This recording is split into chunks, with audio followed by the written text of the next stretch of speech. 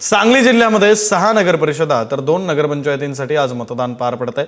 मतदान केंद्रांवर सकाळपासूनच मतदारांनी रांगा लावलेल्या आहेत। तर स्थानिक स्वराज्य संस्थांच्या निवडणुका जाहीर झाल्यापासून 8ही ठिकाणी जोरदार चुरस पाहायला मिळते। यापैकी तासगाव, जत आणि उरुण ईश्वरपूर या नगरपरिषदेकडे राज्याचं लक्ष लागलंय। तासगाव इथल्या मतदान केंद्रावरून आढावा घेतलाय प्रतिनिधी स्वप्नील पाटील यांनी।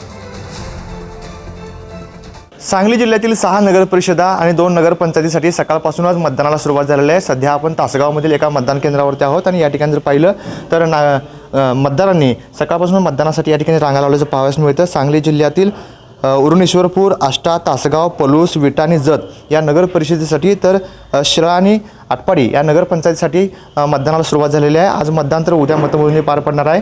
सांगली जिल्ह्यामध्ये अनेक दिग्गज नेत्यांची प्रतिष्ठा आहे ती पणाला लागलेली आहे। उरुण ईश्वरपूरमध्ये जयंत पाटील यांनी आपली प्रतिष्ठा पणाला लावलेली आहे, तर तासगावमध्ये माजी खासदार संजय काका पाटील आणि आमदार रोहित पाटील या दोघांनीही निवडणूक प्रतिष्ठेची केलेली आहे। जतमध्ये देखील अशीच परिस्थिती आहे। जतमध्ये भाजपचे आमदार गोपीचंद पडळकर यांनी देखील आपली प्रतिष्ठा जी आहे ती पणाला लावलेली आहे।